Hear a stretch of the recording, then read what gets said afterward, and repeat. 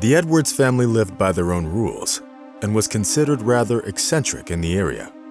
They lived in a small house in northern Arizona for so long that no one could ever remember when exactly Cheryl and Kyle moved there. The couple led a secluded life and preferred not to talk about their past, which apparently wasn't easy. Cheryl worked as a nurse in a shelter for the homeless and people in difficult life situations. Those who got to meet this strange couple around the city at least once were always left with a nagging feeling of pity and awkwardness for a long time. The thing was that Kyle Edwards didn't have both of his legs and could only move about in a wheelchair. It was rumored that the man lost his legs in a car accident many years ago. Kyle lived on disability benefits and worked as a dispatcher for a trucking firm. But Kyle's wife Cheryl attracted even more public attention, as she always wore a face mask which hid most of her face. The locals came up with several theories. Some of them believed that the woman had a congenital anomaly that made her look different, while others suggested that it could be her religion that was prohibiting her from going out in public without covering her face. But only a few people knew the truth. The reason why Cheryl covered her face all the time was the fact that it was covered with scars that she got in a fire many years ago. So that's how they lived, never failing to shock people on the street. Despite being seemingly different, Kyle and Cheryl raised two children born less than 2 years apart. Their older daughter, Darcy, was born when they were both in their 40s. Many of the townspeople couldn't understand why they decided to have a child so late in life. But the happy parents didn't care about anyone except for their baby, whom they loved immensely. A few years later, little Patrick was born, who became the center of the family's attention for many years. 10 years went by as if in one day, full of happy moments and everyday chores. Although Darcy and Patrick grew up in an atmosphere of love and care from their parents, deep down they were kind of embarrassed of them. The older daughter was particularly good at it. She never invited any classmates to her birthday parties and was very embarrassed when her mother picked her up from school. Her mother's permanent face mask and her father's wheelchair were to blame. "Mom, why do you always hide your face? My classmates often ask me about it, and I hear them say that you're a freak behind my back," Darcy asked at lunch. Cheryl exchanged a strange glance with her husband and replied, lowering her eyes guiltily, "Honey, I think your friend should pay more attention to studying than to what other people's mothers look like. And they also ask why my father is so old. They say that he looks like a grandpa," Darcy added calmly, not even suspecting how deeply she was hurting her parents. Cheryl was barely holding back the tears, but she couldn't find the strength to take off her mask and tell her children what she and Kyle had endured many years ago, and how this event became a scarlet thread stretching through their entire lives. It was that incident that caused Kyle's disability and forced Cheryl to hide her face under the mask. Time went by, and the children grew up, becoming more distant with each passing day. Darcy had already graduated from high school and was about to go to university. Cheryl was very worried about it and tried to help her daughter as best as she could. But sadly, Darcy refused to let her mother take her to campus to help her move and get settled in. "Mom, please don't come with me, okay? And if you do decide to visit, please call ahead," said the girl, hiding her eyes from her mother. "Honey, are you sure? It seems so wrong. We were going to buy you some new clothes for the university. You're so beautiful, and you should have beautiful things," objected Cheryl, habitually adjusting the mask on her face. But despite her mother's arguments, Darcy was adamant. Of course, Cheryl understood that her daughter was ashamed of her parents, her father having no legs and her mother having half of her face covered up. The girl was obviously afraid that her future classmates would see her with her disabled parents. Darcy left the parental nest a month later, saying a rather restrained and cold goodbye to her parents. Sometime later, inspired by Darcy's story about student life, Patrick followed in his sister's footsteps, leaving the family home. Thus, the now elderly Cheryl and Kyle were left all alone at their home. As they got older, it became more difficult for them to take care of and maintain order in the house. The children, who finally visited their parents every weekend, were now coming less and less often, which naturally caused a lot of grief for the Edwards couple.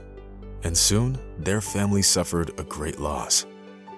Because of his disability and the injuries he sustained, Kyle's health was never great. And although he held on to life for as long as he could, Mr. Edwards passed away after a long illness 3 days before his birthday.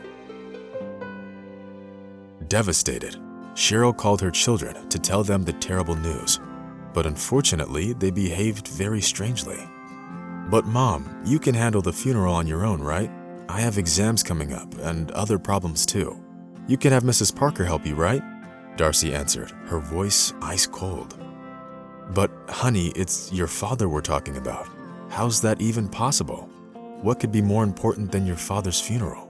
Cheryl asked, having trouble holding back her tears.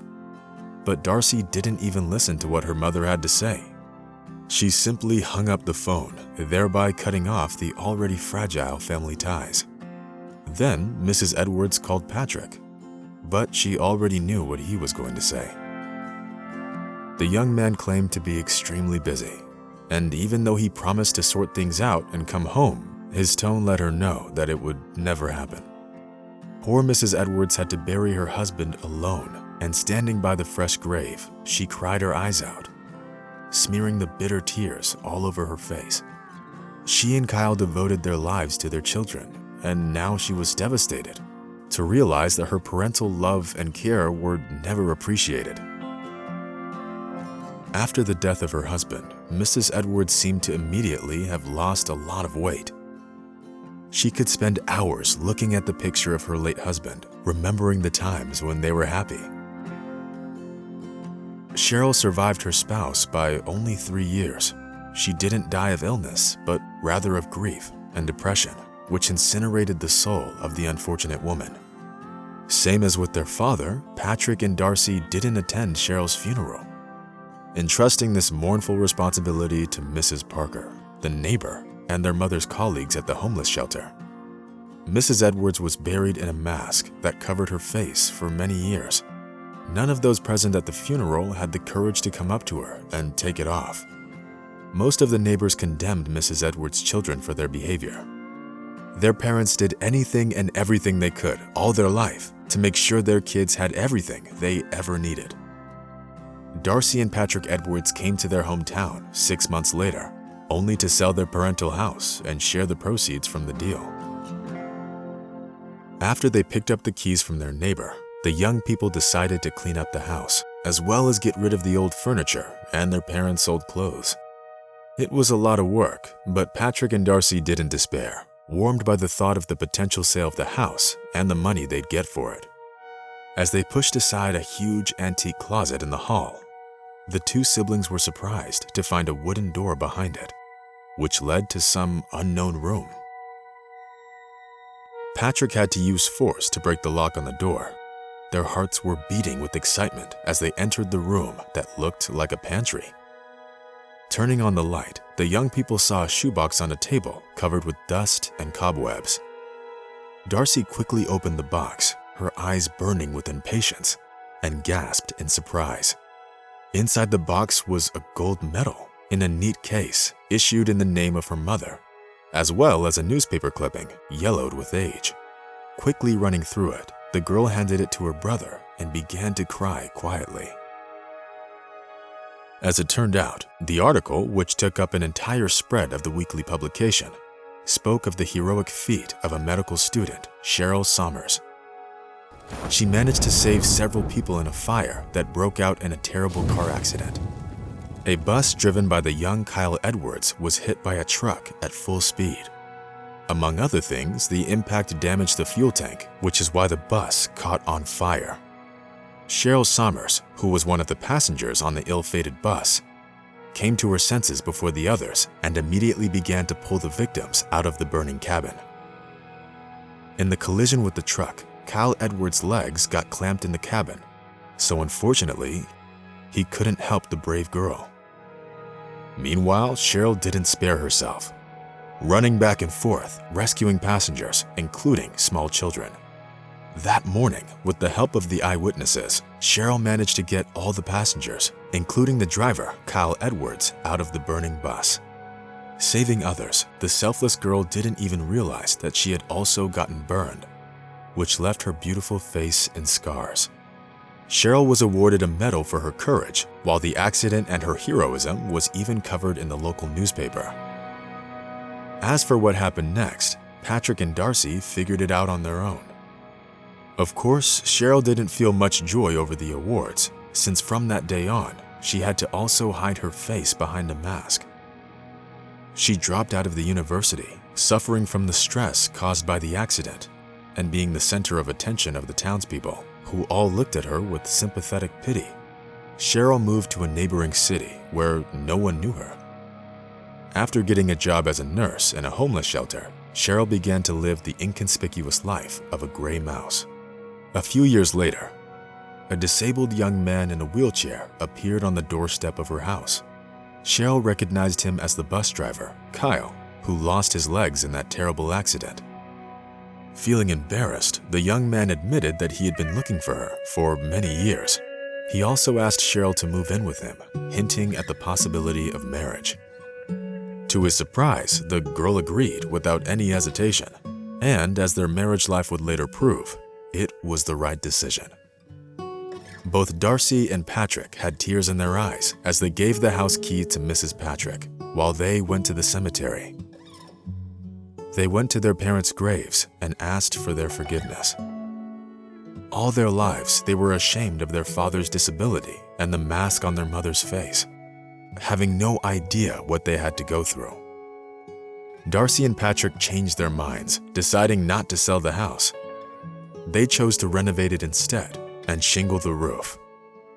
In a few years, they will have children of their own, whom they will tell about the glorious past of their grandparents, sitting by the fireplace in their family home.